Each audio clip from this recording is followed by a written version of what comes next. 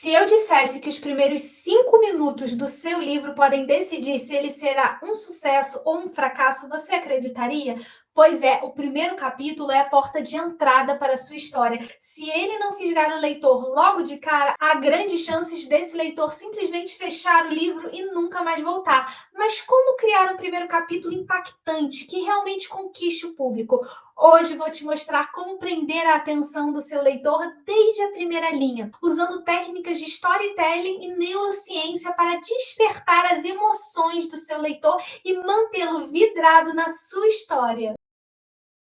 E para quem não me conhece, eu sou a Gabriele Hatchway, autora best-seller, mentora de escrita criativa e especialista na construção de personagens, e eu ajudo escritores a transformarem uma ideia em um livro de sucesso. E hoje eu vou te ajudar a escrever um primeiro capítulo apaixonante. E vamos começar com um erro que destrói o primeiro capítulo da maioria dos escritores. O maior erro dos escritores iniciantes é explicar demais logo de cara. O leitor não quer uma aula de história sobre o universo do seu livro ou a biografia detalhada do seu protagonista. Ele quer ser sugado para dentro da sua história. Se você já ouviu aquele conselho, mostre, não conte, aqui é onde ele faz toda a diferença. Em vez de dizer que o seu protagonista está ansioso, mostre ele roendo as unhas, evitando o contato visual, batendo o pé no chão. O cérebro do leitor adora esse tipo de detalhe porque ele ativa os mesmos circuitos neurais que usamos na vida real para interpretar as emoções.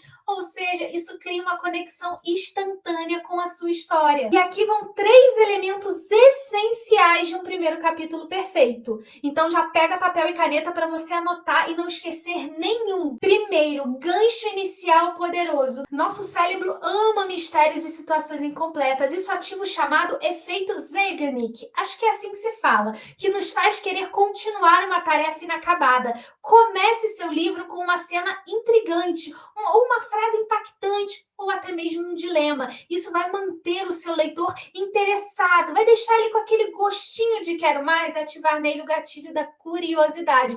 Um dos gatilhos mais importantes para você ter dentro da sua narrativa, principalmente logo no primeiro capítulo. Um exemplo, o telefone tocou 3 vezes antes que João tivesse coragem de atender. Ele já sabia quem era e sabia o que isso significava.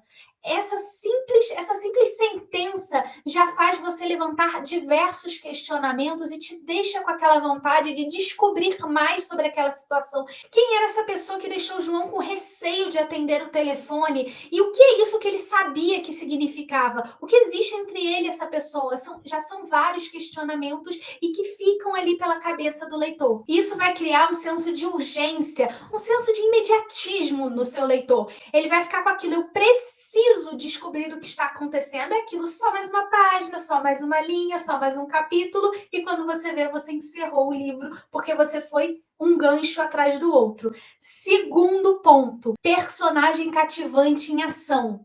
O leitor precisa se importar com o seu protagonista logo de cara. E a melhor forma de fazer isso não é contando quem ele é, como muitos autores fazem isso. Eu tenho muito aluno que chega para mim, né? Eu tenho uma mentoria, o Enredo dos Sonhos, e muitos alunos que eu ajudo, muitos autores que estão iniciando, eles têm essa tendência de querer contar tudo logo de cara, quem é o personagem, todos os detalhes sobre ele, porque eles acham que se o leitor não souber todos esses detalhes, ele não vai criar conexão. E é justamente o contrário, você precisa ir levando o seu leitor aos poucos. Ele tem que ir descobrindo o seu protagonista e o mundo onde você está introduzindo ele aos poucos. Você vai ganhar o coração do seu leitor mostrando ação na sua história e não enchendo ele de informações que às vezes ele não precisa naquele primeiro momento da narrativa. Um exemplo, em O Sol é para Todos, Harper nos apresenta Scott Finch como uma garotinha curiosa e destemida logo na primeira cena. Nós não apenas lemos sobre ela, nós a vemos em ação, explorando, questionando, enfrentando desafios.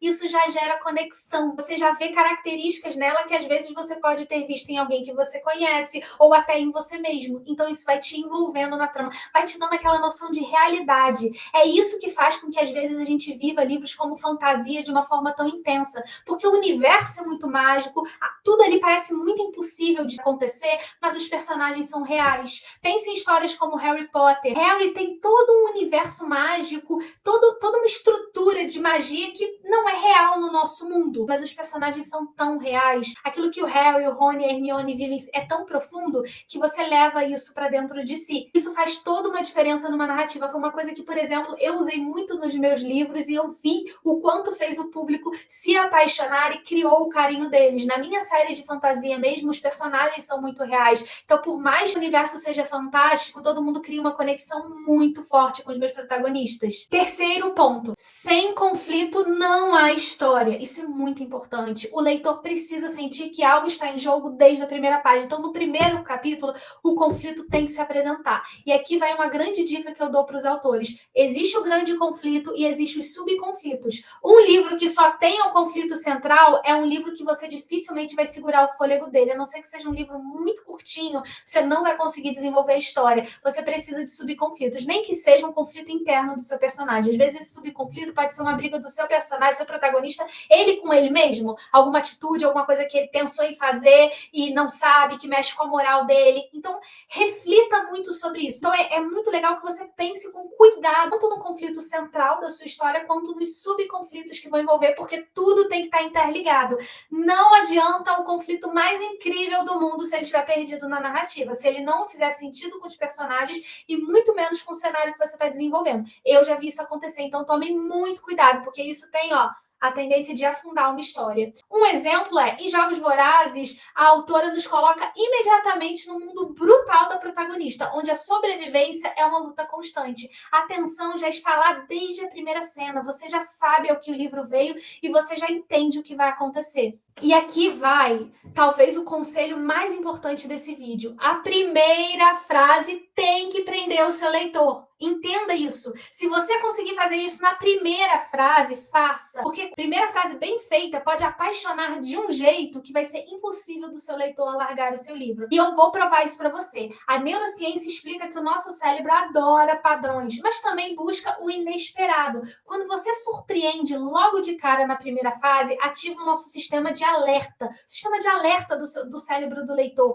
obrigando ele a prestar mais atenção, a tentar entender o que é isso que aconteceu e o que mais está por vir. Isso acontece porque o nosso cérebro libera dopamina quando encontramos algo intrigante, o que nos motiva a continuar na leitura. Um exemplo é: todas as famílias felizes se parecem. Cada família infeliz é infeliz à sua maneira. Tolstói, Ana Karenina. Essa frase mexe com você. Essa frase conecta. Quando ele usa essa frase, imediatamente você cria uma identificação. Então, é o tipo de informação que dá aquele bug no seu cérebro e faz você querer saber mais. Outro exemplo: o homem de preto fugia pelo deserto e o pistoleiro ia atrás.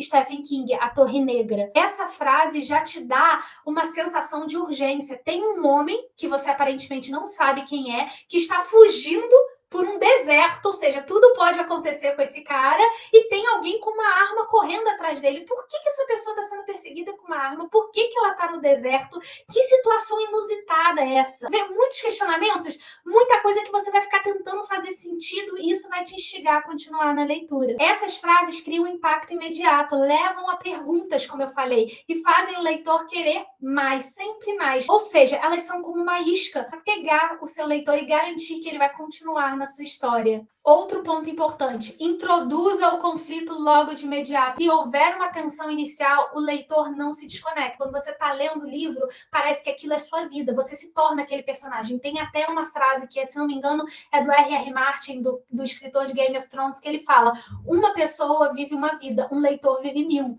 E é exatamente isso. Você ganha experiência de vida de todos aqueles personagens que você já teve contato através dos livros. E é por isso que, quando você faz um conflito bem estruturado, você bota os gatilhos certos, você cria urgência, você faz com que seja impossível largar aquela história. É por isso que, às vezes, suspenses, thrillers mexem tanto com o nosso emocional. A gente fica ali vidrado, a gente precisa saber o que está acontecendo. Isso não é simplesmente porque o suspense e o thriller são muito legais, não. Ele causa esse efeito porque ele faz com que que você sinta que é você que está vivendo aquele conflito, então você precisa chegar à resolução. Ativa partes do seu cérebro, fazem você acreditar que pode estar em perigo, por exemplo, aquele perigo pode estar acontecendo com você. E é por isso também que às vezes quando a gente encerra alguns livros, a gente chora tanto pelos personagens, porque por um momento aquele personagem fez parte da sua vida, ou até mesmo você se tornou ele por alguns capítulos. E um exemplo é Chame-me Ismael. Quando você começa já apresentando um narrador enigmático e um possível problema que ele enfrentará, isso vai prender o seu leitor. Ou seja, eu já mandei chamar alguém. Quem é essa pessoa? Por que eu preciso dela aqui? No que ela vai ajudar? E qual é o problema que está acontecendo que precisa dessa pessoa específica? Era um dia quente e abafado quando Maria desapareceu sem deixar vestígios. Só nessa primeira frase você já criou impacto. Você já quer saber por que ela desapareceu, o que aconteceu, quem é ela. Use o poder da curiosidade. Por exemplo, se no primeiro capítulo o protagonista encontra uma carta enigmática, encontra alguma coisa ali logo de cara que você não sabe o que é, você automaticamente prende o leitor. Isso acontece, por exemplo, eu uso muito esse livro de exemplo porque eu sempre falo que se você não viu o filme, você lê o livro e aí é de conhecimento geral. E a minha intenção nesse canal e em todas as redes onde eu posto conteúdo é trazer a literatura de uma forma simples, de fácil entendimento, para que você consiga escrever histórias incríveis. Porque quem me conhece sabe que eu sou uma grande incentivadora da literatura nacional, inclusive eu tenho projetos sociais de incentivo à literatura em escolas. Então, realmente, para mim, o meu grande objetivo é que mais autores construam histórias incríveis e que a gente tenha cada vez mais livros maravilhosos para que a gente possa trazer o conhecimento para cada vez mais pessoas, porque eu acredito naquilo que Mário Quintana disse uma vez: livros mudam pessoas e pessoas mudam o mundo. Se a gente quer ver alguma mudança, isso começa dentro da gente mesmo e os livros são um grande caminho para isso. E indo para o nosso exemplo, em Harry Potter e a Pedra Filosofal, de J.K. Rowling, ela nos apresenta logo de cara um bebê sendo deixado em uma porta. Na porta de quem? Quem são essas pessoas? Que bebê é esse? Por que ele foi abandonado ali? Você já começa a história com questionamentos na sua cabeça.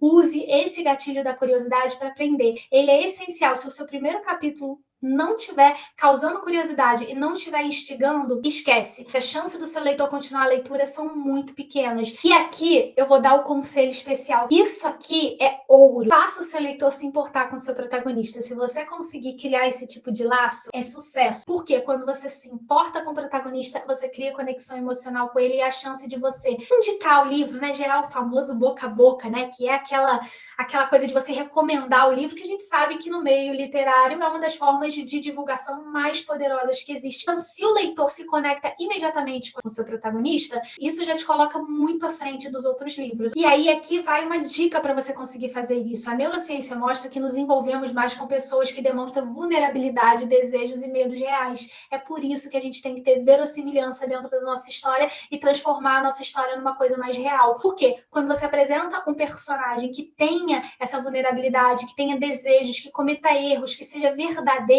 as pessoas conseguem se ver melhor nesses personagens. É por isso que hoje em dia aquele personagem perfeito, o heróizinho certinho, já não vende mais. Porque ninguém é perfeito. Todo mundo tem algum defeito, todo mundo tem algum detalhe que torna essa pessoa especial. E se o seu protagonista não tiver, dificilmente ele vai criar conexão e dificilmente vai ser possível alguém se relacionar com ele. Vou dar 2 exemplos. Em Jogos Vorazes, a autora apresenta a protagonista arriscando a própria vida para alimentar a sua irmã, o que gera uma empatia imediata. O fato dela fazer tudo pela irmã, o fato dela cuidar da irmã, isso gera uma sensação no leitor. Em Orgulho e Preconceito, desde o início, a Elizabeth, a protagonista, nos mostra a inteligência e os desafios sociais que ela enfrenta logo de cara, os padrões que ela quebra. Logo no início, você já sabe quem é a protagonista e aqui ela veio dentro daquela história. E para fechar o nosso vídeo, deixe uma promessa para o resto da história. O seu primeiro capítulo, ele tem que ter um gancho para o resto da narrativa. Sugerir algo maior. O que está em jogo? Por que essa história precisa ser contada? Em Código da Vinci, por exemplo, já começa com um assassinato no Louvre, prometendo uma trama cheia de segredos históricos, o que já te deixa ali com desejo de quero mais. Então é mais do que ativar a curiosidade, é você mostrar que se o leitor ficar, vai valer a pena. Então, assim, não basta ser qualquer gatilho de curiosidade. Tem que ser um gatilho que mostre que lá na frente vai valer a pena, que o assunto que você vai tratar é mais profundo. Em A Menina que Roubava Livros, a história já se inicia com a morte narrando a história, sugerindo que veremos algo único. Ou seja, você já sente o tom da história, você já sabe que aquilo vai ser diferente de tudo aquilo que você já leu. Agora que você já sabe como escrever o primeiro capítulo impactante, é hora de colocar isso em prática.